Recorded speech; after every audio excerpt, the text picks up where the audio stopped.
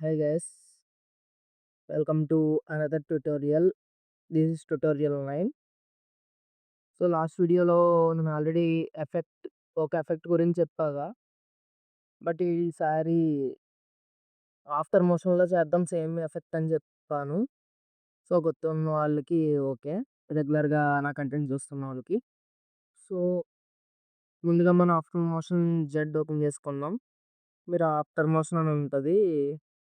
So ఏదైనా ఒకటే. ఆహ్, న్యూ ప్రాజెక్ట్ క్రియేట్ చేసుకుందాం.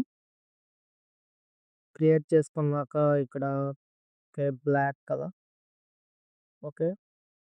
ఒక టెక్స్ట్ యాడ్ చేసుకుందాం. టెక్స్ట్ అనేది చేసుకుందాం. ఓకే.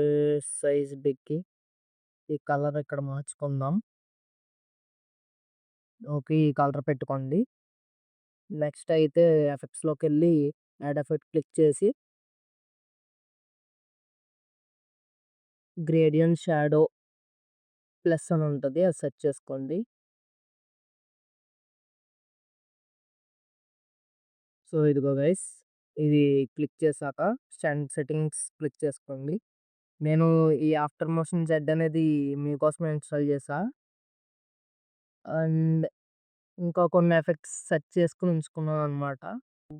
ఇప్పుడు వెళ్ళాక ఈ ప్రోగ్రెస్ 80లోకి పెట్టుకోండి.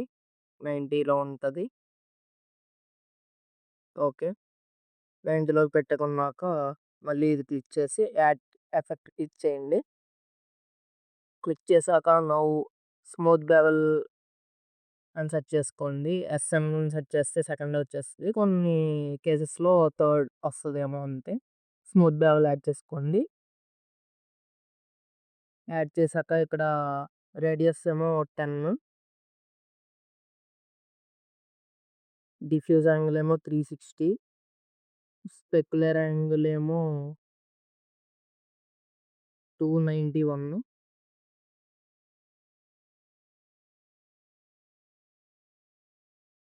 సో, కరెక్ట్‌గా రాకపోతే ఇక్కడ చేసుకోండి 291ని.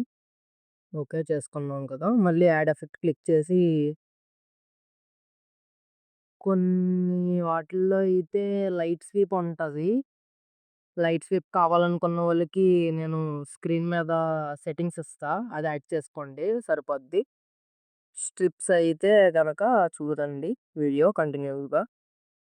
సో, స్ట్రిప్స్ యాడ్ చేసుకొని ఇక్కడ కౌంట్ ఏమో 5.5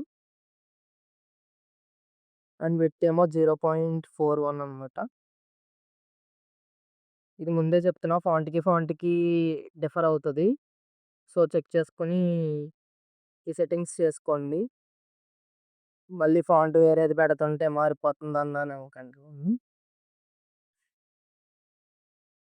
ఓకే. డన్. స్మూతింగ్ లైట్‌గా ఇచ్చుకోండి. ఇక్కడ కలర్ ఏమో బ్లాక్ కాదు సారీ వైట్. హ్మ్.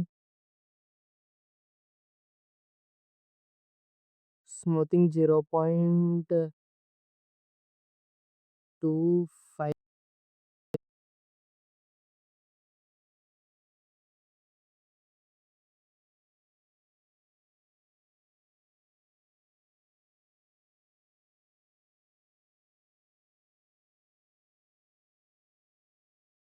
ఓకే.